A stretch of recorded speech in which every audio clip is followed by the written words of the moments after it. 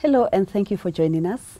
Today we are discussing matters the present season. But before we do that, let me introduce our panelists. Next to me here is Anderson Williams from Trinidad and Tobago. Karibu sana. Oh, pleasure to be here. Asante sana, I think is the right term to say, right? That's good, that's Pleasure good. to be here. Yes, and next to him is Charles Opio from the Cyrus community. And today we are discussing the present season, and I think what you're looking at is the distinctive characteristics of this season. And maybe I'll start with you, Anderson. Maybe you tell us, what is God doing? Jesus said he will build his church. And that statement came after asking a very critical question. Who do men say that I am? And I think it's critical for us to understand that a church cannot exist unless there is a very present understanding of who Jesus is. Not what he used to be, but who he is. Who do men say that I am? We've heard about that. We've spoken about that. And over the years, people were very clear that the church is built on a revelation of who Jesus is. But another very critical thing that he said is that he will give the keys of the kingdom, and the gates of hell shall not prevail against the church. And I think we cannot have a functional, accurate church in the earth without a present revelation of who Christ is, and without a church operating deep inside of the vortex of the kingdom. Anything less than that, we are left with a religious entity that is irrelevant to society. The other thing that's important in Jesus' opening statements in Matthew 16 is the fact that the church that Jesus spoke about was never intended to be a religious organization. It's important that when Jesus said, I will build my church, very often whenever a new term is introduced to these disciples, a new term would be met with questions or with a very evident sense of confusion. In Matthew 16, the word church appears for the very first time.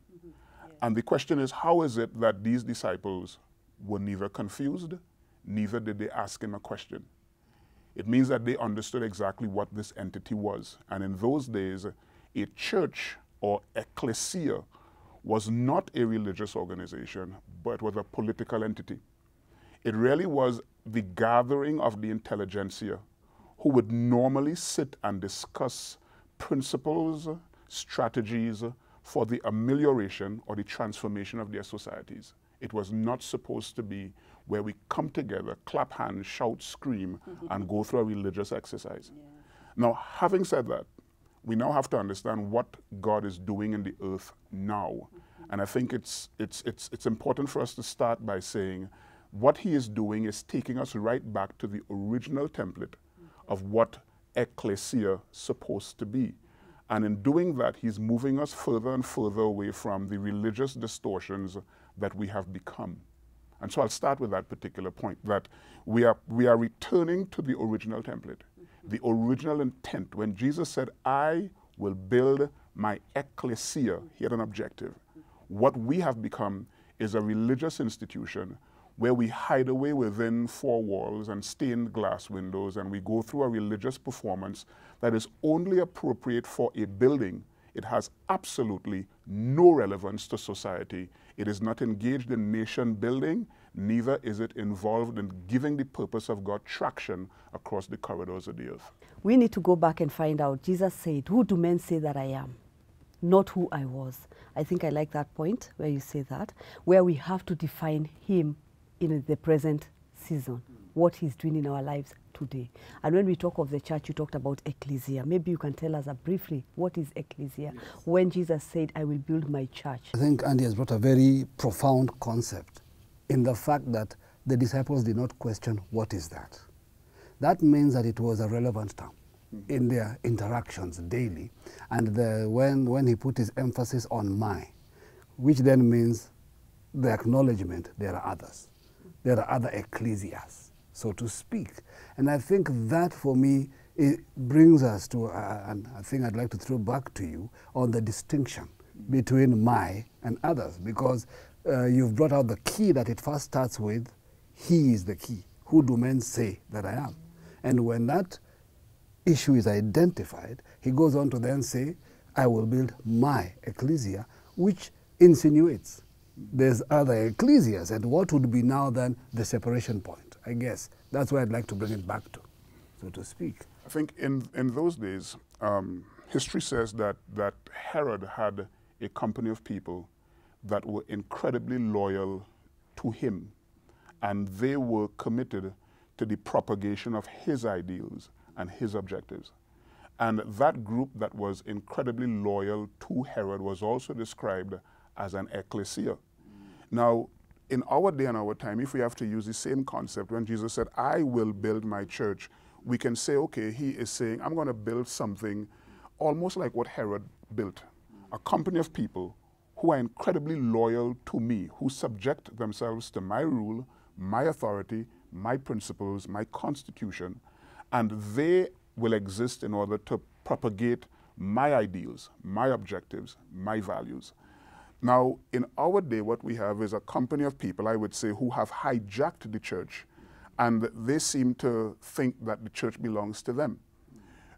We are living in a time where a lot have been said about the apostolic. People have also described this as an apostolic movement.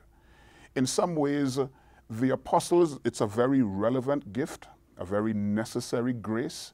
The church cannot exist without the impartation of the apostolic. But in some circles, the apostolic has gone beyond their reach. And apostles today are acting almost like Protestant popes. They exist as though they are now infallible. They exist as though it is a new Catholicization of the whole community of Christianity, where these men almost like assume a superposition of hierarchy where everybody else basically is subject to them, and they are abusing their apostolic gifting, almost like taking full advantage of the whole purpose of God and holding the church hostage to their charismatic gifting. Now, the church does not belong to the apostles. The church does not belong to prophets. Jesus said, I will build my church. This is his church. We are subject to his rule. We are subject to his speaking. We are subject to his directives. Apostles, prophets, and all fivefold ministries must come under his authority. In some circles, there are some people who are more obedient to the voice of an apostle than they are to the voice of God. They will almost like submit themselves to what the apostle says and then determine if God is in agreement with what the apostle is saying. That order is totally incorrect, because the church does not belong to any man. All of the current oligarchs and those gurus and those men who assume that they are in fact the gatekeepers of God's purpose, they are totally confused and deluded in their understanding of what Jesus said. This is his own. It's not theirs. So is it possible that there's a time that I got bothered with this and did a little research, and then these two terms came out for me, the kuriakos and the ecclesia. And I noted that in the New Testament, some translations for church in the New Testament were kuriakos, but only the one Jesus used was ecclesia. And that bothered me. I said, why isn't that term then the one that is used in reference every time the church is mentioned? And so looking into the context of the word kuriakos, it came from the concept of the lord of the house, like a lord in a house, an individual lord. And that immediately began to create some concepts for me that somewhere, and my research, I don't know if it's the best research, but it looked like after Martin Luther's Reformation, after translating the Bible from Latin and then back into English and so on, somewhere along the line, the concept of the kurios was inserted, but it wasn't there before. It was almost like suddenly I retranslate and say church means a Lord's house, as opposed to his community. And then I think this, for me, for a long time, and until now you're saying it, I thought it was just a concept within the religious and charismatic circles, but it seems like it has seeped into the apostolic, basically. So we have lords. Yeah, I think one of the issues associated with the King James translation, and I'm not necessarily knocking the literal King James translation. I know most people like the poetry and the drama and the pageantry of the thus and thous, etc. I like that too. But when King James authorized the translation of the Bible, History says he identified 15 edicts. These were positions that the translators must, or they were required to literally apply and follow. Among those edicts was wherever the word church is mentioned, they were supposed to actually place an emphasis on the Lord's house, meaning that the church in those days, from King James' perspective, the church was his house. So he was almost the Lord of the house. It was a deliberate translation in order to bamboozle or to take the authority away from Jesus, the Lord, the true Lord of the house, and direct it to him and to whomever else might assume that they are in fact the authority of the whole order. I think I like what you're talking about when the king did all these changes. The difference now is seen between form and function. When we talk about form and function, we are talking about when Jesus said he's going to build his church, he talked about a people. He was not talking about a building. We didn't see him build anything on the ground. But when now the man, the Lord with small l, took over, he now took the form where the church became a building, where the altar became the pulpit, where everything is as is.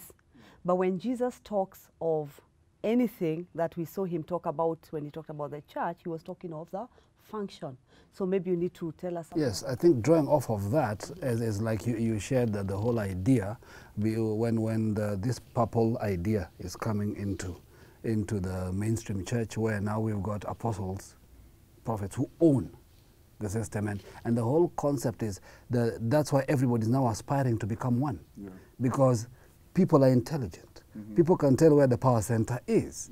If this title is where the power sits, then we all want to gravitate towards that. So that form, that title position becomes what I want, though I may not be able to carry the function that goes with it. So there's no outworking in the lives of the people per se, but at least that is like we've built a hierarchy again.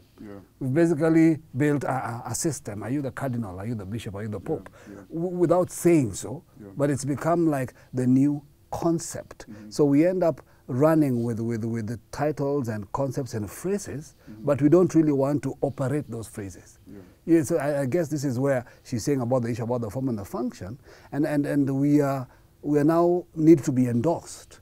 I mean, we are ordaining apostles now. I mean, we're doing all sorts of stuff that doesn't make sense. I think, as I said earlier, what we are seeing is what I call the Catholization of the whole church.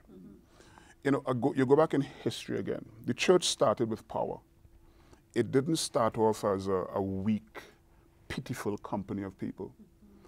It started off with authority, with grandeur, with gravitas, with authority, the approval of the Lord. It had evident miracles. Normal men, unlearned men, had sight of God's design and spoke of that. The Bible spoke of outsiders, saw these unlearned men speaking of the megaleos of the Lord, the greatness of the Lord. Now, that church went through enormous persecution. From the day the church was born on the day of Pentecost, there was enormous persecution, resistance. There was an emperor that rose up in the latter part of the 200 AD called Eklessia, who fought against the whole system, killed hundreds of thousands of believers at that time. And the church still survived. Despite all of the external opposition, all the external assaults, the church survived. It is when Constantine came and institutionalized the system and put all of these cardinals and popes and created a hierarchical system, what external persecution failed to do. Men trying to assume authority over another man produced it. The church collapsed right at that point in time. And from the day of Constantine, the church gradually entered into what we know in history as the Dark Ages. In other words, external persecution never really caused the church to fall to its knees. It's internal struggle for power, men wanting to assume authority over another. And inside of that came all of these forms, because with Constantine came all of these forms, all of these distortions. And so the church became a monastic entity where people hid away in buildings and hid behind all of their mitres and gowns and cloaks, and they stood behind all of the different ritualistic exercises, and we have become that all over again. Hidden behind titles and terms and forms and practices, and what we have, as I said, is a church that has just embellished some of these distortions in the name of having a reformation. But we have not moved very far from Catholicism from the medieval days. I think what you need from what you're saying is that the church needs to go back to understand the history of the church. Because if you understand where we are coming from, we have lost it, and we have become a people that even heaven, I don't believe, identifies with us. They look at us and wonder, who are you? What are you doing and where are you going? But if we have a pause and say, let's stop and look back and see, where have we come from? Where are we going? Are we still on track? We'll actually say we are not. It's a sad state. It's a sad statement, but really we are not. And we have to ask ourselves, so how do we move from here? What is this? We've talked about the Reformation. What next? I guess maybe, Andy, I need to bring you into this, is we've looked at the state, the man's hijack of God's process. In this picture where we keep trying to play this God game, how is God interacting with us? Where is he at? Has he been affected? And is there hope? What's going on? There is always hope. There is always hope. And why is there hope? Because God's words are real. They are sure. When Jesus said, I will build my church, that is not subject to the abuse, to the extremities that we see right now. Despite whatever, despite the distortions, despite all of the insanity that we see in front of us, we are very much assured that the purpose of God is on time. Because those words that Jesus uttered in Matthew chapter 16, those words are still being fully realized today. The interesting thing is that it may not be realized by what is very apparent. What is very apparent is like a smokescreen. But there is a true church that's operating out of sight that you and I may not see every day, but they are there. They are right there. I've been privileged to see men in all kinds of circumstances and situations that most of us would never publish. They are unheralded, they are unsung, working in their little pockets and little corners, doing a genuine work for God, far removed from the current smoke screen that almost everyone may be aware of. So the purpose of God is on time. Every single objective that God is pursuing and he's after, it's on time, and that is where the hope is. But outside of that, what I would say is that the larger structure and the larger framework, what passes for church today, it is unfortunate, but I am convinced that the current form of church is a clear and present danger to anything that God is seeking to initiate upon the planet. I think you need to recast that statement and expand it. I think for me that's like a highlight. It's like a, what do you say, a light bulb moment. Yeah. Where when we say that the church as it's currently constituted is a clear and present danger. See, this is interesting when they think they are the thing. I think that's what I'd like you to repeat that statement and really expand on it. The church in its current form, Yes. in its current distorted form, is a clear and present danger to anything that God wants to institute upon the planet. Because the church right now is so out of sync with God's intent, so out of sync with his plan, so out of sync with his intentions. We are basically involved in maintaining a ritualistic, religious form and not committed to God's eternal intentions. We are more committed to holding true to our religious order, to rituals, to manipulative, puerile, dysfunctional operations. And if we have to gauge what we do, who we are, with God's original intentions, we'd realize that there's a great gulf fixed between the two of them. What passes for community today is one person looking at the back of another. Koinonia is not what we see within the current structure of the church. What passes for executing the will of God is people inside of four walls going through a religious performance. And what passes for faithfulness and integrity today is people's attendance to a church meeting.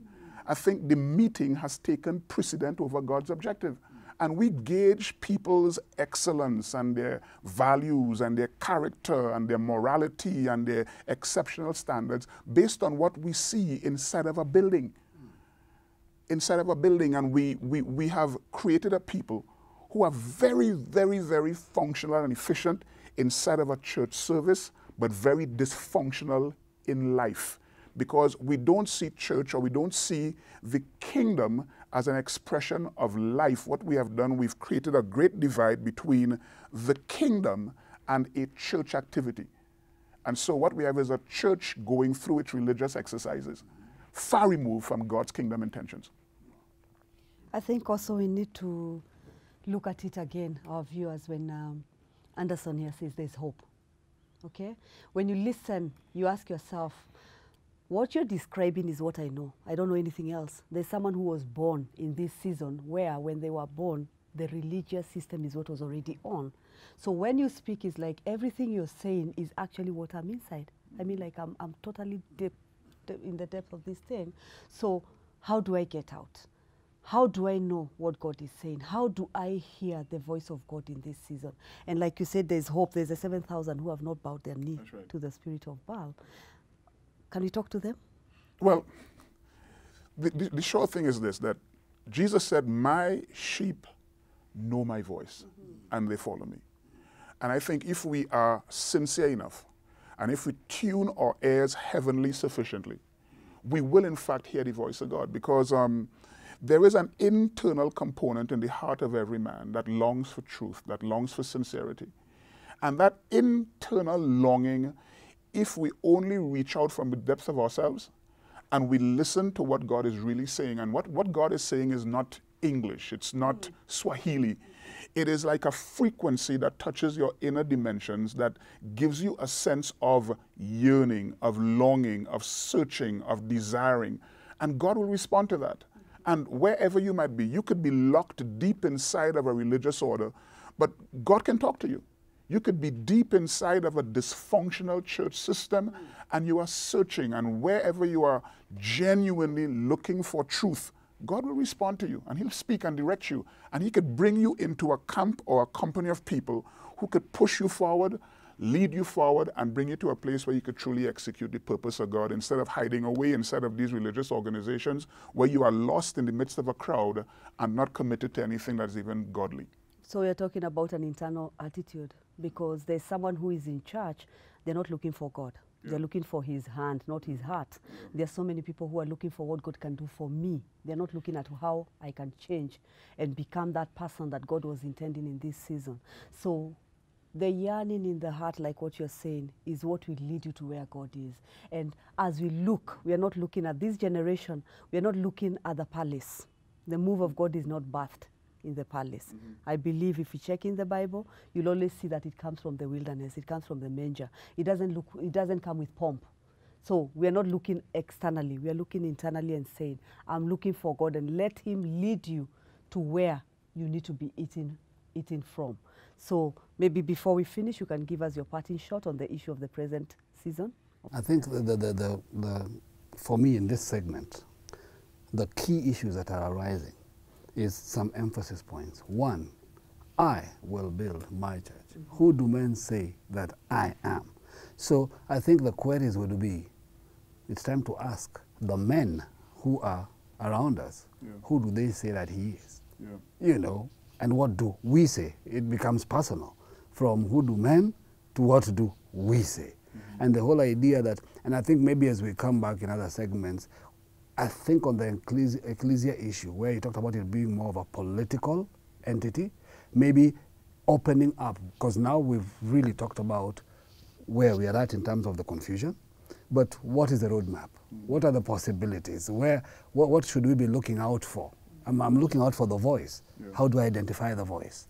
Yes. So. Maybe you can give us your parting shot for this segment. Without a doubt, the Lord is taking us right back to the original blueprint. And if we have to, again, sound the alarm that this is a day of reformation, but we have to define that reformation correctly. Because what passes for Reformation in most circles is nothing more than a polished version of what was there before. I was talking to somebody recently, and I said that Martin Luther did not step on the scene with the intent to reform the whole church. Martin Luther was only seeking to bring an enhancement to Catholicism because he saw these errors within Catholicism, and he identified 95 reasons why Catholicism was wrong. He stumbled into a global reformation. He stumbled into something bigger than what he really was after. What we have for Reformation today is the inverse reality of a Martin Luther intent, meaning that most people would like to see the reformation of the global church, but what we have produced is an enhancement of what was there before, and not really seeing the reformation. And so my closing statement is God is taking us back to those original patterns, and we have to go back, re-examine what we are currently doing, and look again at what God intended to do from the very beginning, and ask ourselves the important questions. Are we consistent with the original intent that God was pursuing when he said, I will build my church?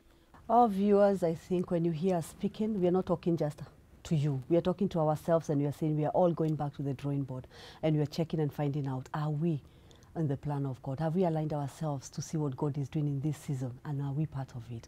As we continue in these segments, we pray that you'll stay with us, and let's see what God is saying to us. God bless you.